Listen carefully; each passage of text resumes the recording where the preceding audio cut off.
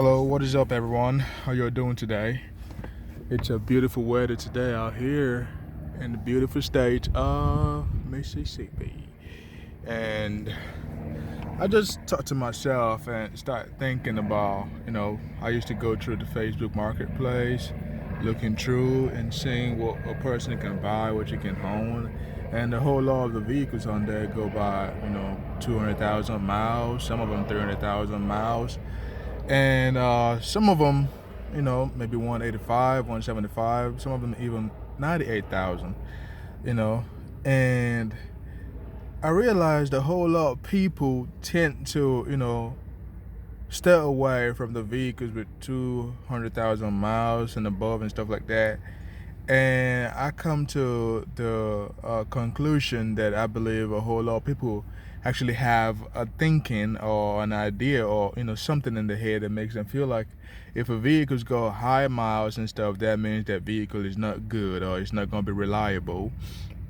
And they also believe that if a vehicle's got like 46,000, 100 and something thousand, oh, that's a good vehicle. That vehicle's gonna last forever.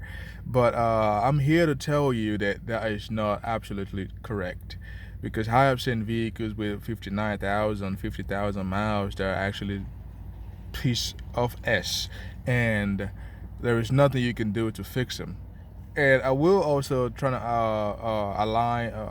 outline the vehicles and the makes that you can actually buy that will last you more than 250,000 up to 300,000 or more than that, because there are so many vehicles and they actually last longer, if you keep it up.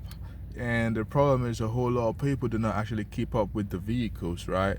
They drive it till whenever, they never change the oil, they never do the normal maintenance to the vehicle. And so, like I said, in today's video, I will be talking about if you should buy a vehicle with 200,000 miles and why you should buy one.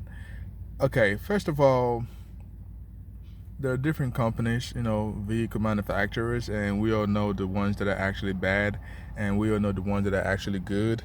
Currently, I'm driving a vehicle that's got about 224,000 miles. Let's put that on and I'll show to you guys. 224, 134. So, it's a Toyota. So, we already know that's going to come number one in my list. One vehicle or one vehicle company that you should buy, even if the vehicle is 200,000 or 220 or 250 or whatever, it's a Toyota. Buy you a Toyota because Toyotas always and will always last longer than any other brand, that I've known doing my research. Toyotas always last longer with minimal spending when it comes to repair and aftermarket parts and stuff. It's quite cheap to get them, right? I'm talking about the ones from maybe 99 in the 90s, the 06, 8, 9, 10, like they're all like diluted, they're all the same. You can buy this part and it's gonna work for the 06, it's gonna work for the 07, it's gonna work for the 09.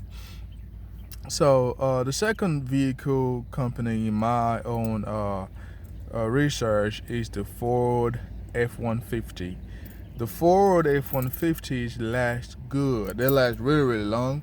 I've had a V02 Ford F-150 that's up to like 250,000 right now, and it's still going. No problem. The only problem was, you have to change the air compressor. The head gasket might break out, and if you might get lucky, you put a gasket sealer, and it's gonna work for it. Ford F-150 is a good vehicles. They're gonna last you longer.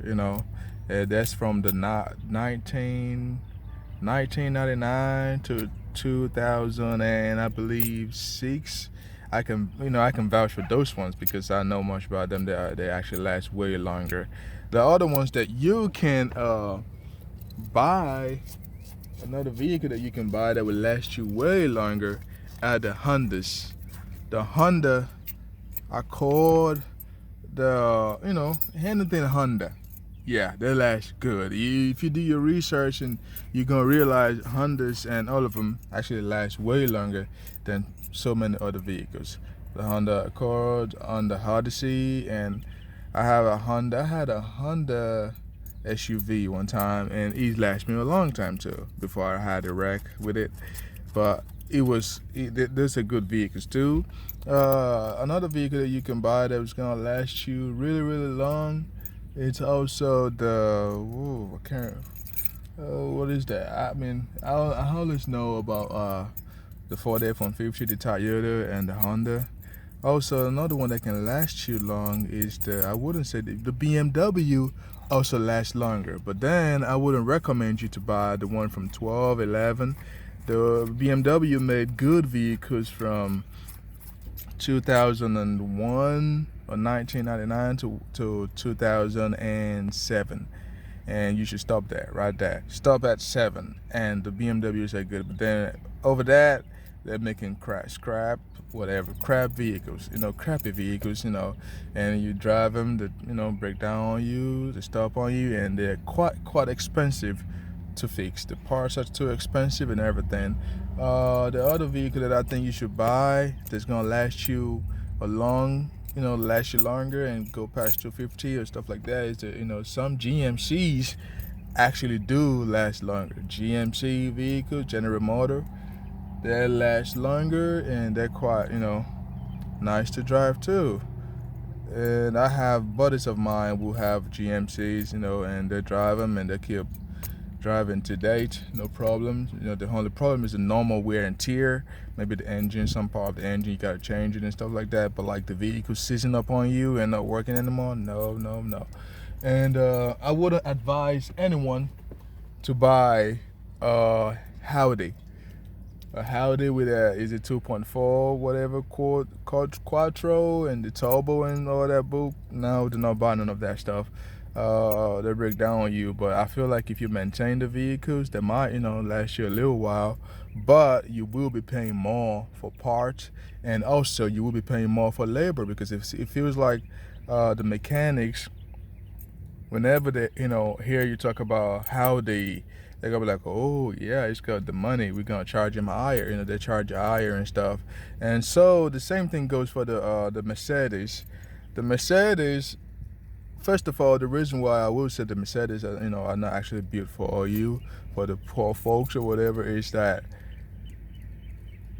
if you have a repair on that vehicle, you will be paying more than you need to. You will be paying more on that vehicle, So the parts are expensive, the labor is expensive. If you have a part in your vehicle that in the engine bay that like you have to change something breaks in your engine bay, and normally in a Toyota the part costs about $20, and the labor probably gonna charge you about maybe, let's say, $40, and in a Mercedes the same thing is gonna cost you probably $100, and then the labor is gonna be about, let's say, $500 for that labor only. So they look at your vehicle, then charge you way high, And I will tell you to stay away from the newer Mercedes. Even the old ones were actually quite good. I've seen the old Mercedes from 1999. They get up to like 250, 290. They're still driving.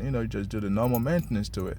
Like I said, you should make sure that you take care of the vehicle by maintaining it properly. Change your oil at the right time, do your water inspection and stuff like that. Do everything, make sure everything works proper, and before you take your vehicle down to a mechanic, always do your own research. Be a whole lot of people, mostly the females, do not actually like to do no research. If they have a little problem going on, they go ahead to the mechanic straight up.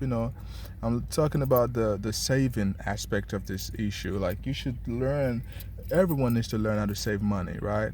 Learn how to save money, learn how to keep money. Do not just, your vehicle's got a little clanking going on, you go ahead and run to the mechanic, and the mechanic's gonna look at you and say, oh, that person is gullible, we are gonna charge him higher. You might just have a little thing going on that you can just plug back in or put back on, and voila, your vehicle's gonna work. But you don't know it, you don't do no research, you don't do nothing, you just take it to the mechanic. So what I'm trying to say, do your due diligence and do some research before taking it down to a mechanic, so you can see what other people, because trust me, if you have a problem, I promise you 10 other people are also had the same problem that you have at that moment. So do your research and see what people are talking about when it comes to your vehicle, and you see what to do, the cheapest route. Always go through the cheapest route before bouncing around to a mechanic, so you can save some money.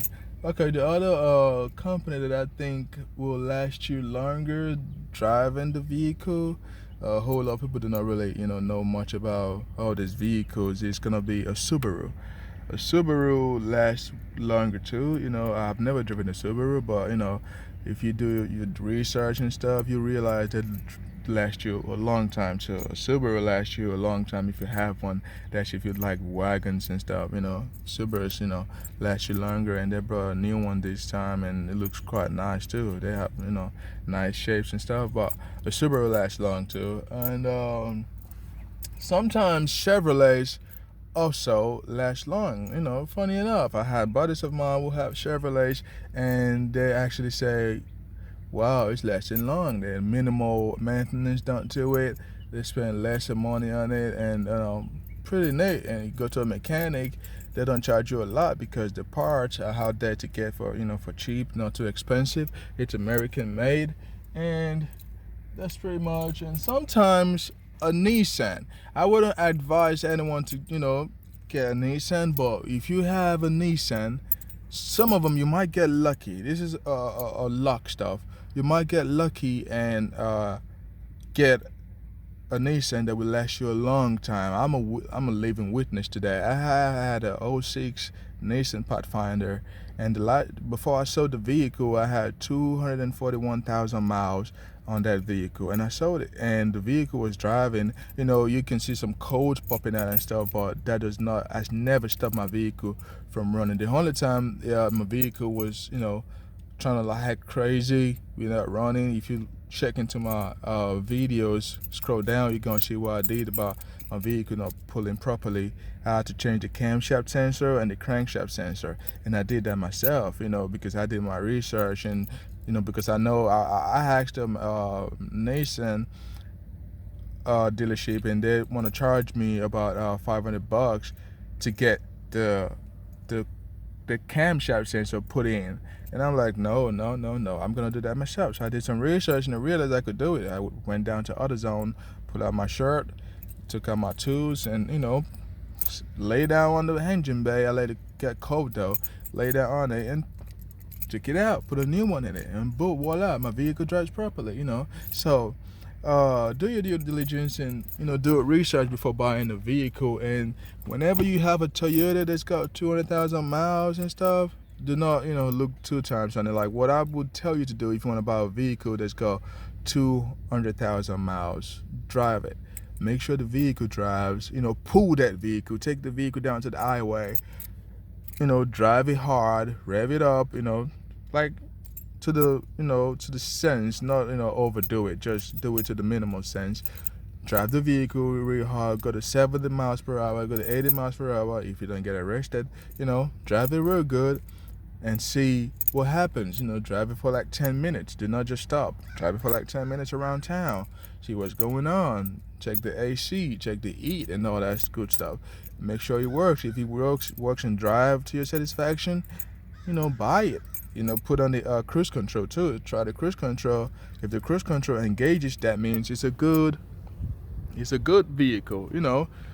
And do that to any vehicle that you are gonna buy. Do that to any vehicle that you're gonna buy, and think about the maintenance price. Think about the parts. If anything breaks down from the vehicle, think about that. Is that gonna cost you a whole lot of money?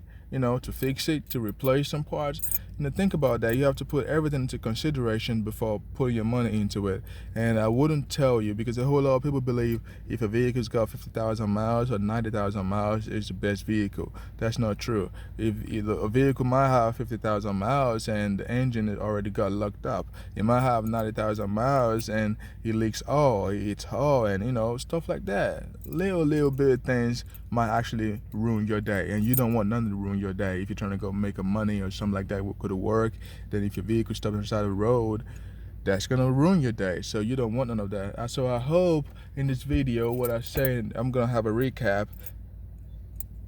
Never look down on vehicles that's got 200,000 miles. You should buy them if you do your due diligence and research, drive the vehicle properly and see. So what I'm saying is Toyotas are good to go if they're past 200,000 miles.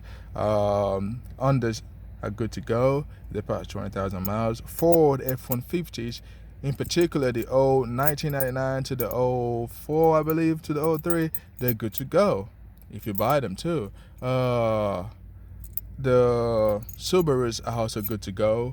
The Nissan, kind of patchy. You might get lucky on that one. I got lucky. I had mine to about 241,000 miles, and it was the same engine, the same transmission. Everything still works. AC works. Everything works, and cheap parts and stuff. And never forget the Chevrolet, the GMCs. Make sure you drive these vehicles. Drive them around before buying them. Make sure you take them on a test drive. Do not just, jump into it and say, oh, it's good, I'll buy it. Test drive the vehicles and see how it goes. I hope you enjoyed this video for today. If you do, please subscribe, share to your friend. Most of the time, please share it to a lady or female, because sometimes it hurts my heart when the ladies take the vehicles down to the mechanics shop, right? And the mechanics charge them a whole lot because they don't even understand what is going on. They don't, like even trying to do a research to see what's going on. And the mechanic take advantage of that stuff. And the fewer ladies do research and know what's going on, that's a good thing. But some do not actually know if something is wrong with it. Boom, it's a mechanic shop, and the mechanic take advantage of them real good, because I've seen that firsthand.